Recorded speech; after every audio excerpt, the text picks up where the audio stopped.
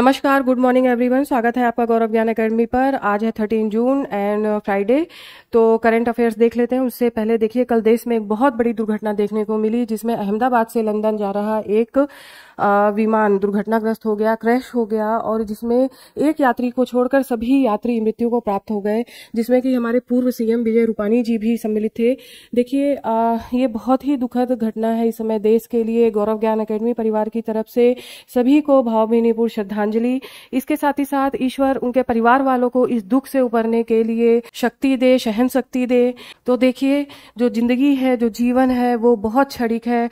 कल की दुर्घटना से और समय समय पर हम इस चीज को महसूस कर सकते हैं। तो जो जीवन ईश्वर ने हमें दिया है, जितनी भी सांसें हमारे जीवन में लिखी हुई हैं, उन्हें अच्छे से जिए, क्योंकि कब बुलावा आ जाए इसका कुछ पता नहीं है। इसीलिए हर पल ऐसे जियो जैसे कि आखिरी हो। इसी के साथ चलिए आज स्टार्ट करते हैं करंट अफेयर्स। आ जाइए देखते हैं। पहला क्वेश्चन देख लेते हैं। यूपीआई को प्रारंभ करने वाले पहले यूरोपीय देश का नाम बताइए। ठीक है, यूपीआई को प्रारंभ करने वाले पहले देश का नाम है फ्रांस। देखिए, फ्रांस यूरोप में एक ऐसा पहला देश है जिसने यूपीआई को प्रारंभ किया है। इसके अलावा भारत में तो होता ही है, फ्रांस को लेकर के टोटल 7 कंट्रीज हो गए हैं। ठीक है ना, तो ये कंट्रीज भी देख लेते हैं। आइए देखिए, भारत में होता ही है फ्रांस, उसके बाद नेपाल, ठीक है, भूटान,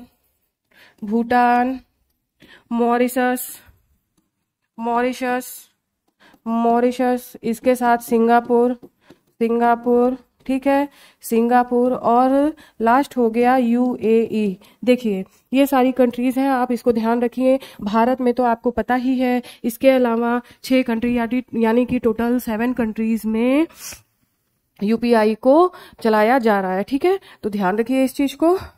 आ जाइए नेक्स्ट क्वेश्चन देखते हैं। हाल ही में लॉन्च किया गया नक्शा अभियान किस मंत्रालय से संबंधित है? तो ज्ञानवीरों देखिए, ये मंत्रालय है ग्रामीण विकास और जलवायु परिवर्तन मंत्रालय। ठीक है, आ जाइए नेक्स्ट क्वेश्चन देख लेते हैं। भारतीय सेना किस देश में अभ्यास खान क्वेस्ट 2025 में भाग ले रही है? तो यहाँ पर इसका राइट आंसर है मंगोलिया। देखिए, अभी मंगोलिया में ही नोमैडिक एलिफेंट जो संयुक्त सैन्य अभ्यास था उसमें भाग लिया गया। अब उसी के बाद अभ्यास खान क्वेस्ट है, और इसका जो प्रयास है वो है बहुराष्ट्रीय शांति स्थापना। ठीक है ना, इसमें जो किया जा रहा है वो है बहुराष्ट्रीय शांति स्थापना इसका उद्देश्य है।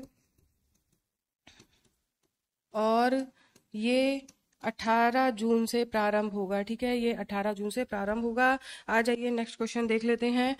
किस राज्य सरकार ने आईएनएस गुलदार को भारत के पहले अंडर वाटर म्यूजियम में बदलने के लिए एक परियोजना शुरू की है? ठीक है, तो यहाँ पर आपका राइट आंसर है महाराष्ट्र। आ जाइए नेक्स्ट क्वेश्चन देख लेते हैं। विश्व बाल श्रम निषेध दिवस कब मनाया जाता है? ज्ञानवीरों, ये मनाया जाता है 12 जून को। देखिए, इसमें जो रिपोर्ट जारी की गई है वो यूनिसेफ, ठीक है, यूनिसेफ प्लस ILO, इनके रिपोर्ट के अनुसार 2024 में, ठीक है, 138 मिलियन बच्चे अभी भी बाल श्रम में ग्रसित हैं, बाल श्रम में लिप्त हैं। ठीक है, मिलियन बच्चे अभी भी बाल श्रम में लगे हुए हैं। ये इनकी रिपोर्ट है। और देखिए ज्ञानवीरों, इनकी जो रिपोर्ट है उसका नाम है mainly trends and the road forward. ठीक है, trends and the road forward. तो इस शीर्षक से इनकी रिपोर्ट आई है, और इसी में बताया गया है कि 138 मिलियन बच्चे बाल श्रम में लिप्त है। आ जाइए नेक्स्ट क्वेश्चन देख लीजिए। आज मेरी तबीयत इस समय थोड़ी ठीक नहीं चल रही है, तो हो सकता है आपको कुछ परेशानी आए बीच बीच में, तो थोड़ा सा मैनेज कर लीजिए प्लीज। संयुक्त सैन्य अभ्यास शक्ति 2025 एक संयुक्त सैन्य अभ्यास है जो किन 2 देशों के बीच आयोजित किया जा रहा है? तो ज्ञानवीरों, ये आयोजित किया जा रहा है भारत और फ्रांस में। देखिए, भारत और फ्रांस के मध्य है, और इसका जो आयोजन है, ठीक है, इसका जो आयोजन है वो फ्रांस में ला कैवेलरी में आयोजित किया जा रहा है। ठीक है, भारत और फ्रांस के मध्य ये सैन्य अभ्यास होगा। आ जाइए नेक्स्ट क्वेश्चन देखिए। वित्त वर्ष 2023-24 के अनुसार आईटीआर फाइलिंग में 1 करोड़ से अधिक आय वाले व्यापारियों की संख्या किस राज्य में सबसे अधिक है? देखिए, अगर आप ऐसे क्वेश्चन सॉल्व करके पहले से नहीं जाएंगे या इसके बारे में पढ़ के नहीं जाएंगे तो हो सकता है आप गुजरात लगा देंगे, लेकिन गुजरात गलत होगा, क्योंकि विश्व भर में व्यापार में डंका पीटने वाले गुजरातियों के अगर पोजीशन की बात की जाए स्टेट के रूप में, तो वो किसी भी मतलब शुरुआत के 3rd पोजीशन में नहीं आते हैं। ठीक है, तो यहाँ पर आपका राइट आंसर होगा महाराष्ट्र। अब जो आप बात कर रहे थे करोड़पति के मामले में स्टेट्स की, तो देखिए महाराष्ट्र तो है ही है, उसके बाद 2nd नंबर पर आता है उत्तर प्रदेश। ठीक है, 2nd नंबर पर आता है उत्तर प्रदेश और 3rd नंबर पर आता है दिल्ली। तो आपको ये 3 स्टेट याद रखने हैं। कई बार तीनों स्टेट के नाम भी दे दिए जाते हैं। ठीक है, तो आपको क्रॉनिकल ऑर्डर में उन्हें लगाना होता है। नेक्स्ट क्वेश्चन देख लीजिए, अंतरराष्ट्रीय चुनावी अखंडता सम्मेलन का आयोजन किस देश में किया जा रहा है? तो बताइए ज्ञानवीरों, ये आयोजन किया जा रहा है स्वीडन के स्टॉकहोम में।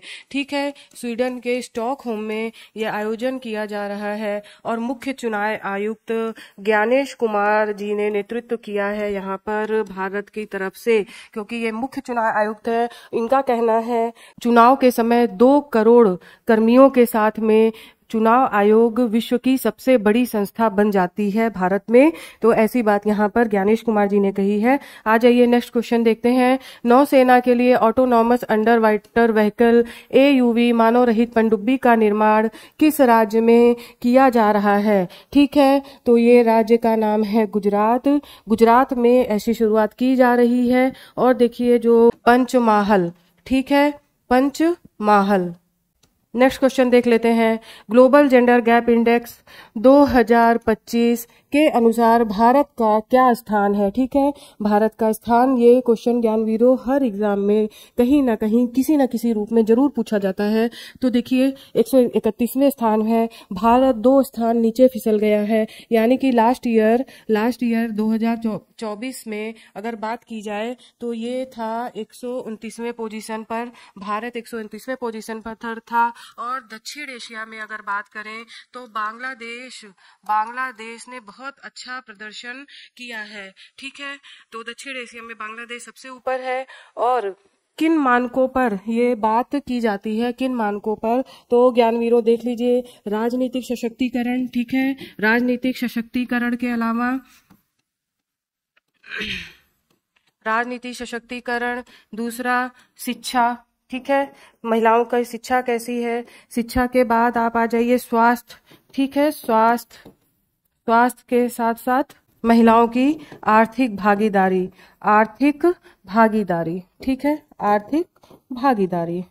और ये रिपोर्ट किसके द्वारा ज्ञानवीरों जारी की जाती है? आपको ये भी पता होना चाहिए।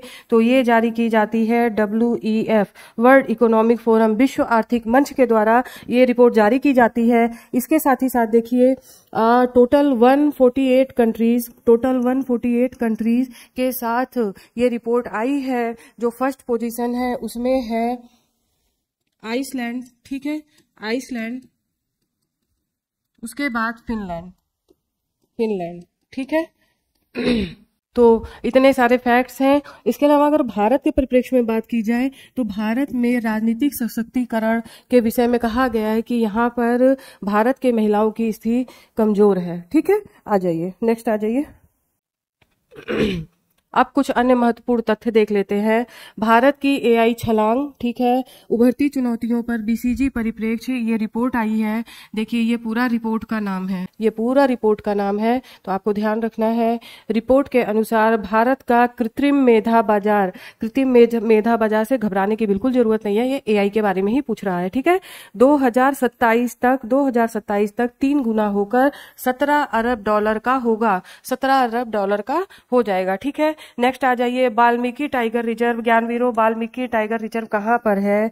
तो ये है बिहार में। ठीक है, बाघों की संख्या 54 से बढ़कर 70 पहुंच गई। यह वृद्धि पिछले 15 सालों में 8 गुने से अधिक है। ठीक है, तो पहली बात तो ये वाल्मीकि टाइगर रिजर्व भी पूछा जा सकता है। इसके अलावा बाघों की संख्या, हालांकि संख्या जब पूरे इंडिया लेवल पे रिपोर्ट आती है बाघों की तो उसमें जरूर पूछ लेते हैं। यहाँ पे हो सकता है बिहार के किसी एग्जाम में पूछ लिया जाए 8 गुना, क्योंकि वृद्धि हुई है बहुत बहुत बड़ी वृद्धि है। तो और ये जो रिपोर्ट है, ये जो आंकड़े हैं, वो पर्यावरण एवं वन जलवायु मंत्रालय के द्वारा दिया गया है। ठीक है, तो आपको ये ध्यान रखना है। तो आज यहीं तक आज की अपडेट समाप्त होती है। कल फिर आपके सामने उपस्थित होती हूँ नई अपडेट्स लेकर। तब तक के लिए धन्यवाद। आपका दिन शुभ हो।